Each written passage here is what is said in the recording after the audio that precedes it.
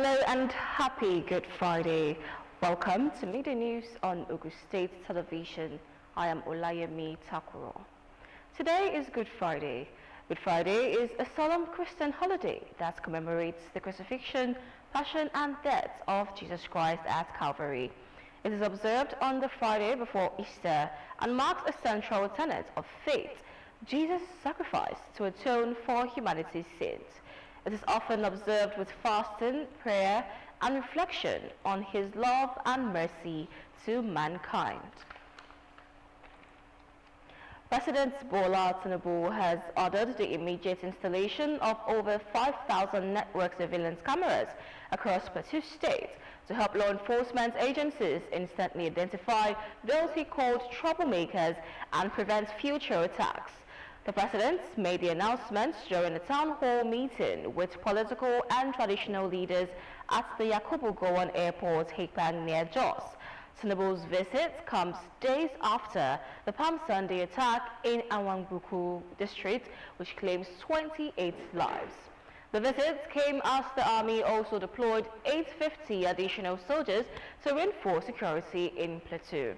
The President acknowledged that no amount of money could compensate victims for their losses, but promised government support. The Minister of Communications, Innovation and Digital Economy, Bosun Tijani, has pledged to deploy a network of artificial intelligence-enabled surveillance cameras across Plateau State, beginning in the capital, Jos. The move, he said, is part of efforts to improve security in the state and other parts of the country.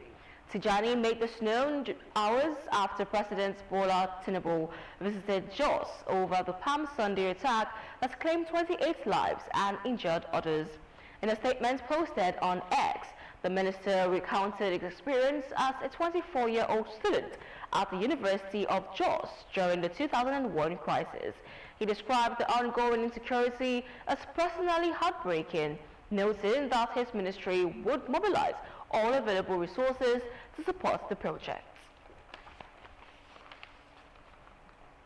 As Nigeria continues to grapple with irregular power supply, many residents and business owners are turning to alternative energy sources to meet their daily electricity needs. One of such alternatives gaining prominence is solar energy. In this special report, Nkem Ago examines how solar energy is emerging as a reliable solution to the nation's power challenges. Her report. Solar energy derived from solar light through the use of solar panels is increasingly being adopted as a reliable source of electricity in Nigeria.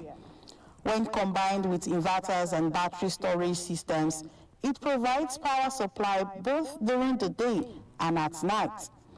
In cities and rural communities, the high cost of filling generators and the persistent issue of blackouts have pushed many Nigerians to consider solar as a valuable option. For small business owners, this shift has helped reduce operational costs and improve productivity. Some energy experts explain that although the initial installation cost of solar systems may be expensive, the long-term benefits outweigh the investment. Solar energy is now a substitute, not an alternative again, because for me, I have been a living witness. We have a lot of Nigerians that has gone off-grid completely.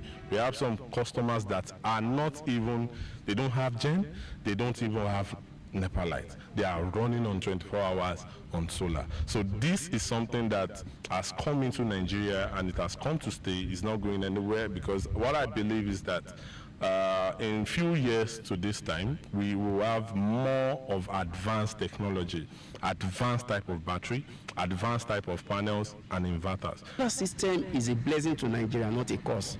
Even if the grids comes up, we understand that as of today, the maximum we get from our grids like 5,000 megawatts, which is 5 gigawatts, and the demand of us here in Nigeria is far much more than that. So solar system coming on board is going to ease the pressure on the grid. So as much people as can go to solar, take for example in Abeokuta now, where we are, if the allocation for IBDC here is, let's say, 1 megawatt, for example, and we have a load of 10 megawatts, meaning that if some people go to solar, it's going to be a ease on the IBDC network, on the grid.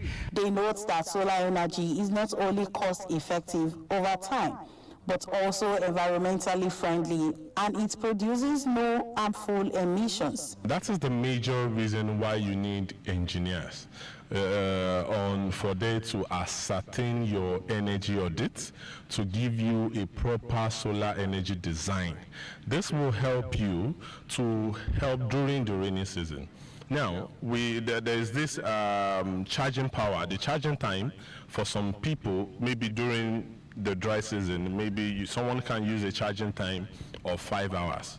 For that, that means it's very sure during the dry season you have sun from 11 to maybe 3 o'clock. Some users of solar power say since they installed solar system, dependence on generators have significantly reduced, leading to lower fuel expenses and a quieter environment. Solar is far better because you have light in your house.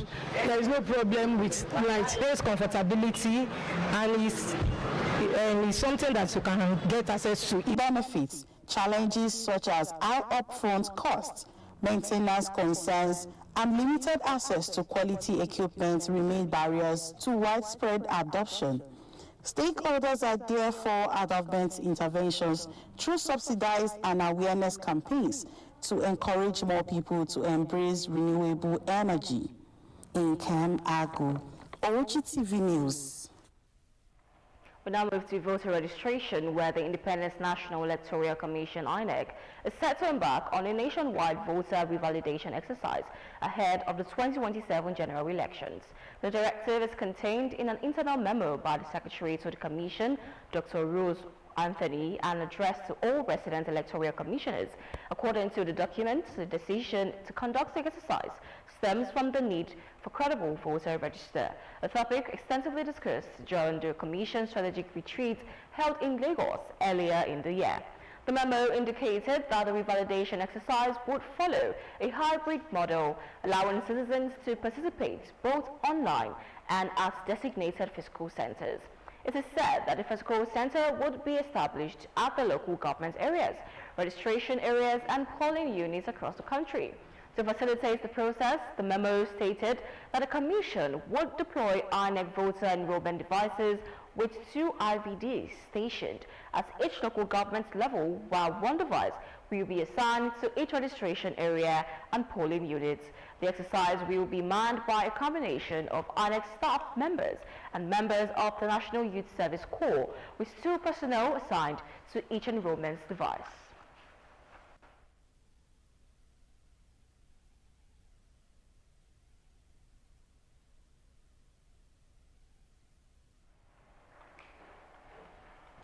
We now move to the foreign scene, where Myanmar's coup has won a parliamentary vote to become the country's president, formalizing his grip on political power in the Iran war nation 5 years after he ousted an elected government. Senior General Min Aung Hlaing won 429 out of the 584 votes cast by the MPS in the country's pro-military parliament on Friday. Aung Hlaing, the Speaker of Parliament's combined upper and lower house, confirmed. The 69-year-old general orchestrated a 2021 coup against the administration of Nobel Peace Prize winner Aung San and placed her under arrest, prompting widespread protests that morphed into nationwide armed resistance against the military leadership. The transition from top general to civilian president follows a lopsided election in December and January that was won in a landslide by an army-backed party and derided by critics and Western governments as a sham to perpetuate military rule behind a veneer of democracy. And in the world of sports, Gabriel Gravina has resigned as the head of Italy's Football Association following the failure to qualify for a 3rd consecutive World Cup. The The four-time world champions suffered another playoff final defeat when they were beaten 4-1 on penalties by Bosnia on Tuesday. No previous winner of the tournament has missed 3 World Cups in a row, which Italy now have missing out on Russia in 2018 and Qatar in 2022. Also, former goalkeeper Buffon, who was working closely with the men's national team, resigned as delegation head via Instagram. Ex-National Buffon, who was part of Italy's 2006 World Cup winning side, wrote that with Gravina's decision to go, he felt as an act of responsibility he should do the same.